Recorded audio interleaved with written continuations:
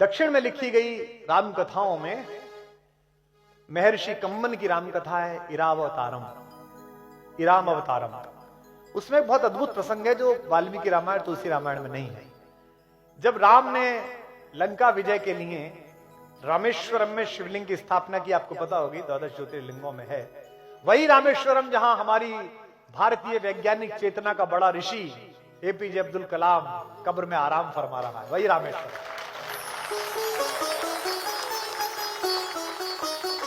जब उन्होंने शिवलिंग की स्थापना की तो उन्होंने कहा कि आसपास कोई आचार्य ढूंढ के लाइए, कोई पुजारी, कोई ब्राह्मण ढूंढ के लाइए जो मेरा यज्ञ करा दे। तो जामवंत ने कहा कि महोदय, इस जंगल में समुद्र तट पर केवल पेड़ हैं, वनवासी हैं, हम में से तो किसी को पता नहीं है। तो उन्होंने कहा आचार्य ऐसा लाइए जो शैव और वैष्णव परंपराएं दोनों का सम्मिलन हो, जिसे दोनों चीजें आती हो।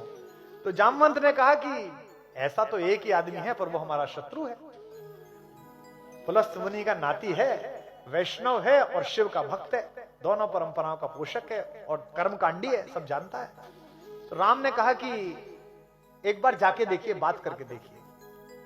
तो ये इरावतारम में कथा आती है, कितनी अच्छी है। दुश्मन भी हो तो ऐसा हो, सामने वाला भी। हाथ में आंख में पानी नहीं, हाथ में खंजर नहीं, आंखों में पानी चाहिए। राहत भाई का शेर है, हाथ में खंजर नहीं, आंखों में पानी चाहिए, ऐ खुदा दुश्मन भी हमको खानदानी चाहिए।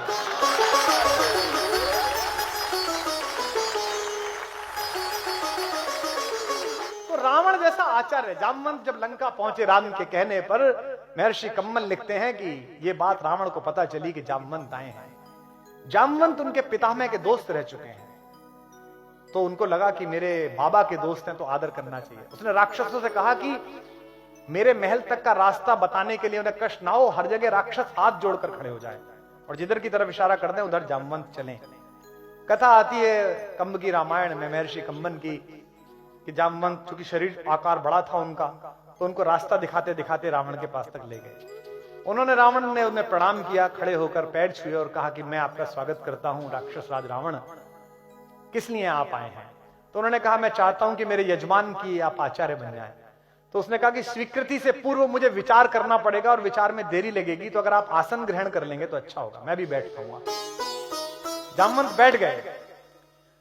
रावण ने पूछा कि आपका यजमान कौन है? तो जामवंत ने कहा कि अयोध्या के राजकुमार महाराज दशरथ के पुत्र श्री राम मेरे यजमान हैं और वे एक यज्ञ करना चाहते हैं, भगवान शंकर के विग्रह को स्थापित करके शिवलिंग को पूजा करना चाहते हैं अपने एक बड़े काम के लिए। तो रावण ने पूछा क्या ये बड़ा काम लंका विजय तो नहीं? जामवंत ने कहा आचार्य आप ठीक समझ रहे हैं, ये लंका विजय का यज्ञ है, तो क्या आप आचार्य पद स्वीकार करेंगे? रावण भी प्रतिभाशाली था, उसे पता था कि कौन व्यक्ति आया है मुझे आचार्य बनाने के लिए, इतना बड़ा अवसर मिल रहा है। उसने कहा कि मैं उनके विषय में ज्यादा नहीं जानता, लेकिन वे दूतों के प्रतिपालक हैं, वे अपने दूत को बहुत अच्छी तरह रखते हैं और ऐसे मर्यादावादी यजमान का आचार्य बनना मुझे स्वीकार है, जाकर उनसे कह दीजिए कि मैं आऊंगा। यह है रावण, जिसके घर में मां सीता सुरक्षित नहीं, शील के साथ सुरक्षित नहीं। यह है रावण, उस समय का शत्रु भी कैसा है राम का। तो जामवंत ने पूछा कि क्या व्यवस्था करनी पड़ेगी, क्या क्या सामान मंगाने पड़ेंगे?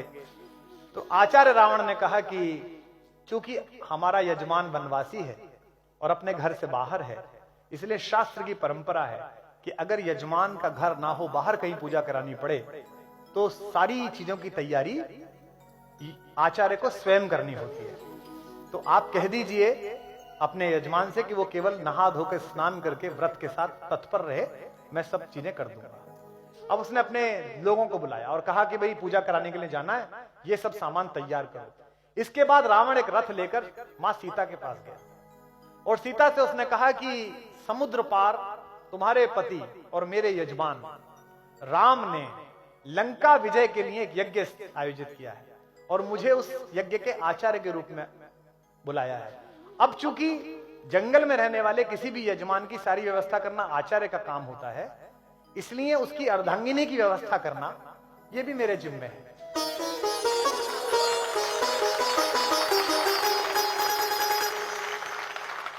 तो ये रथ खड़ा हुआ है, ये पुष्पक विमान है, तुम इसमें बैठ जाओ, लेकिन तुम ध्यान रखना वहां भी तुम मेरी ही सुरक्षा में हो, मेरी ही कैद में हो। और मैं आचार्य रावण तुमसे ये कहता हूं कि तुम मेरे यजमान की अर्धांगिनी के नाते, अर्ध यजमान के नाते इस पर बैठ जाना। कम्मन राम कथा में प्रसंग आता है कि यह सुनकर देवी सीता ने रावण को आचार्य कहकर प्रणाम किया, जो आज्ञा आचार्य। और अगली बात सुनिए, और उनके प्रणाम करने पर उसी रावण ने देवी सीता को अखंड सौभाग्यवती भव का आशीर्वाद दिया।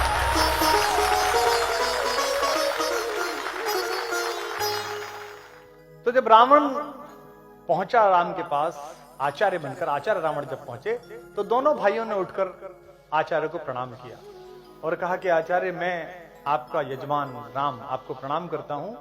मैं लंका विजय के लिए एक यज्ञ कर रहा हूं। मैं चाहता हूं कि यहाँ के शिव का विग्रह स्थापित हो, ताकि देवादिदेव महादेव मुझे आशीर्वाद दें कि मैं लंका पे विजय प्राप्त कर सकूं। ये लंकेश से कह रहे हैं रावण, लेकिन आचार्य रावण से कह रहे हैं। आचार्य ने कहा कि मैं आपके यज्ञ को पूरी तरह संपादित करूंगा और ईश्वर महादेव चाहेंगे तो आपको उस यज्ञ का फल प्राप्त होगा। ये रावण ने कहा। तैयारियां शुरू करिए तो बताया कि हनुमान गए हैं शंकर का विग्रह लेने के लिए, शिवलिंग लेने के लिए। अब हनुमान गए हैं तो ये भी पता नहीं कि वो महादेव को डायरेक्ट लाएंगे या कोई शिवलिंग लेके आएंगे, क्योंकि हनुमान की तो इस चीज में एक्सपर्टीज है कि उन्हें दवाई मंगाने भेजो तो मेडिकल स्टोर ले आते हैं उठा के। तो आचार्य रावण ने कहा कि पूजा में देरी संभव नहीं है, मुहूर्त नहीं टल सकता, इसलिए आप बैठिए और आपकी धर्म पत्नी वे कहां है, उन्हें बुलाइए। तो राम ने कहा कि आचार्य, मेरी धर्म पत्नी तो उपस्थित नहीं है यहाँ पर, तो ऐसी कोई शास्त्रीय विधि हो जिसमें उनकी अनुपस्थिति में यह यज्ञ हो जाए। तो रावण ने कहा यह संभव नहीं है, केवल 3 प्रकार से इसकी अनुमति है। एक, या तो आप विधुर हो, आपकी पत्नी नहीं हो, दूसरे आप अविवाहित हो, आपका विवाह नहीं हुआ हो, और तीसरे आपकी पत्नी ने आपको त्याग दिया हो। क्या तीनों स्थितियां हैं? तो राम ने कहा तीनों स्थितियां तो नहीं है। अब राम ये कैसे कहें कि आप ही हैं उसके कारण, क्योंकि वे तो आचार्य हैं। तो जामवंत ने कहा कि आचार्य फिर इसकी क्या व्यवस्था है? तो उन्होंने कहा कि जब कोई यजमान जंगल में हो और उसके पास यज्ञ को पूरा करने के समस्त साधन ना हो, तो आचार्य की जिम्मेदारी होती है कि वो यज्ञ के साधन उपस्थित कराए। तो आप विभीषण को और अन्य अपने मित्रों को भेज दीजिए, मेरे यान में अर्ध यजमान सीता बैठी हुई है, उन्हें बुला लाइए यहां। ये इरारामावतारम में जो कम्मन के लाल रखी उसमें प्रसंग है। उसके बाद पूजन हुआ, विधिवत पूजन हुआ। मां सीता ने अपने हाथ से ही वो शिवलिंग स्थापित किया, जो आज भी वहां लंकेश्वर का शिवलिंग वहां पर मौजूद है, जिसके बारे में कहते हैं कि जब रामेश्वरम में कहते हैं कि जब हनुमान अपना शिवलिंग उठा लाए एक, और हनुमान ने कहा इसे हटाओ मैं भी लगाऊंगा, तो राम ने कहा कि जो लगाए लगने दो। जब हनुमान नहीं माने, कहा महाराज मैं तो लेके आया हूं। तो राम समझ गए कि इन्हें थोड़ा सा अपने बल पर अहंकार आ रहा है, तो राम ने कहा इसे हटा लो।